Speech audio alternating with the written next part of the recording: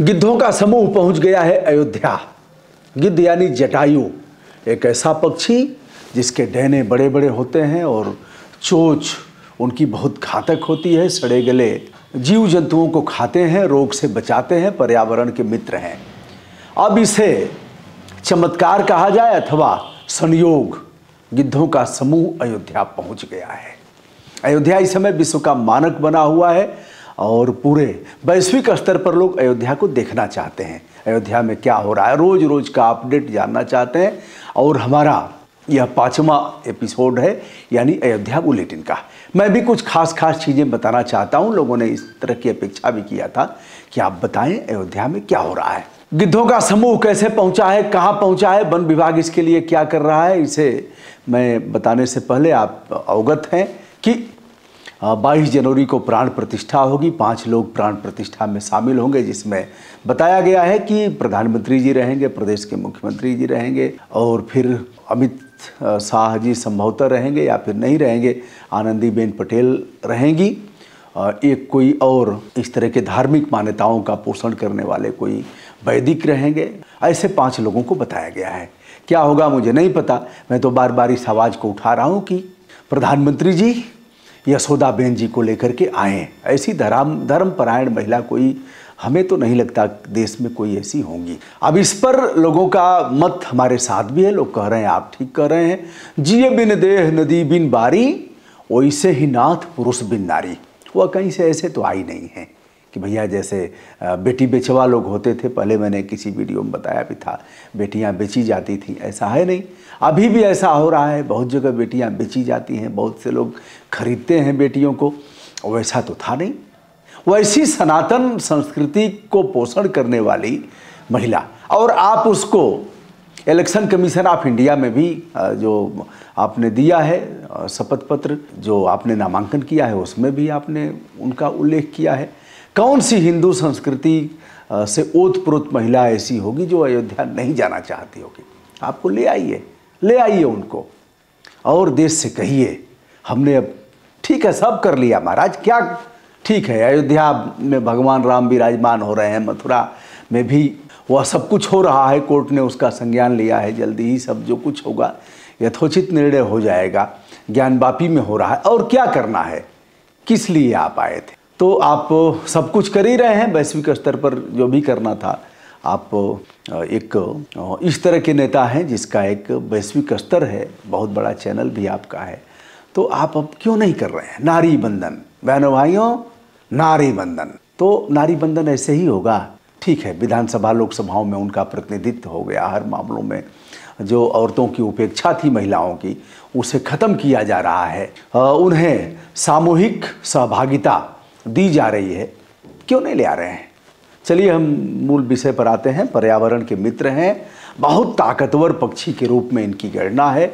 और जब रावण माता जानकी का हरण करके ले जा रहा था, जब उनका करुण क्रंदन सुना तो जटायु ने रोका रावण को। रुक, कहाँ लेके जा रहा है? यह तो किसी बेबस लाचार महिला की आवाज़, उसका करुण क्रंदन सुनाई दे रहा है। तो गगन मार्ग से जब देखा कि ले जा रहा है सीता का हरण करके, तो जटायु ने रोका और फिर रावण के साथ भयंकर युद्ध हुआ। भयंकर युद्ध होने के उपरांत जटायु के ऊपर अग्नि बाण चलाता है रावण और बुरी तौर पर जल जाते हैं, घायल हो जाते हैं, वहीं वह पड़े रहते हैं।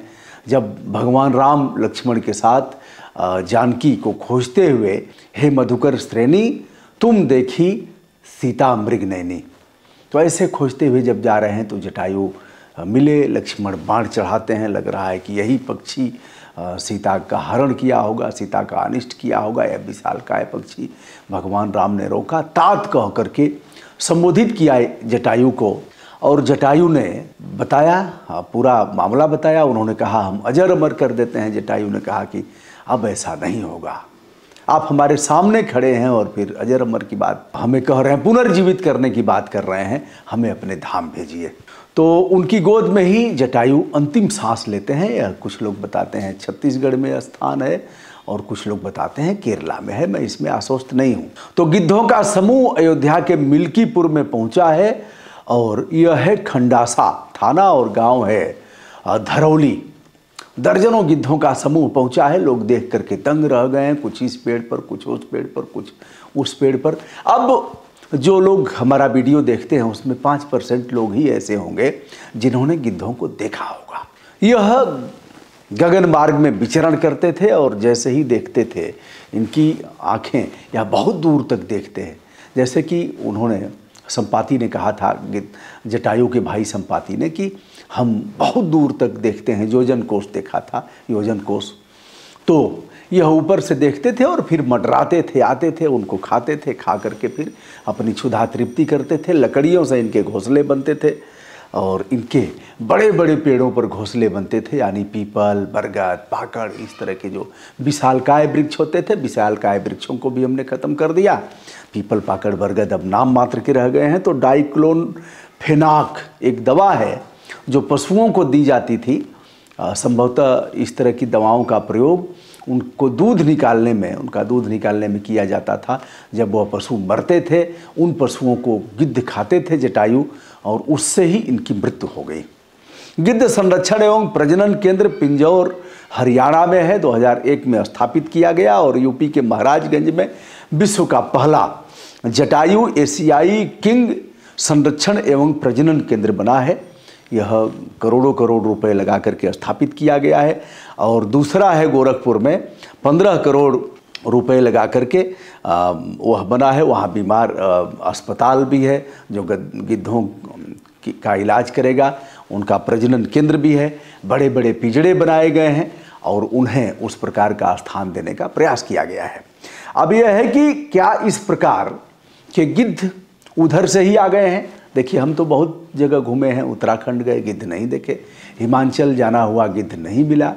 और भी स्थानों पर जाना हुआ हमारा, लेकिन गिद्ध नहीं दिखे। हम गए थे जम्मू कश्मीर में, वहाँ भी गिद्ध नहीं दिखे। अब गिद्ध कहाँ से आ गए अयोध्या में? यह महज संजोग हो सकता है, या फिर कुछ धर्म का विशेष उदय हो रहा है कि गिद्ध आ गए। चंद्रशेखर मिश्र ने एक कविता पढ़ा था, एक लाइन मुझे याद है, अब वह नहीं रहे। उन्होंने लिखा था, नारी के लाज बचावे के खातिर भारत में गिद्धौ मर गई ना। उन्होंने उसका चित्रण किया था एक बार, सीता का चित्रण किया उन्होंने कि गिद्ध जटायु ने, एक पक्षी ने लड़ करके अपने आप को न्यौछावर कर दिया, प्राणों की आहुति दे दिया। और आज जो हो रहा है नारी शक्ति के साथ, कहाँ मर गए लोग?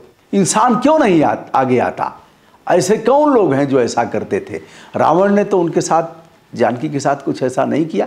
रावण ने इज्जत नहीं लूटा जानकी की, केवल ले गया था और फिर उसके साथ आज भी फूंका जाता है।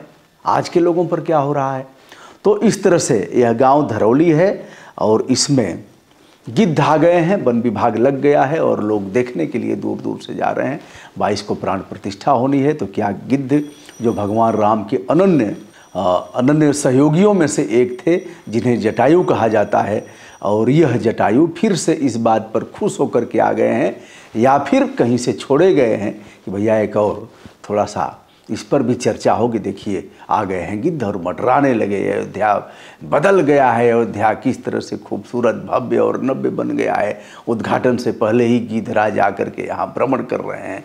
ये रहा दोस्तों, मैं हूँ ब्रजभूषण दुबे। विनम्रता के साथ हमारा प्रणाम स्वीकार करें। यहाँ कुल 9 प्रकार की प्रजातियाँ भारत में हैं और पश्चिमी चंपारण में जो नेपाल की तराई का इलाका है, वहाँ वाल्मीकि टाइगर रिजर्व है, बिहार है, वहाँ भी गिद्धों की प्रजातियाँ कुछ बताई जाती हैं। हमने नहीं देखा है।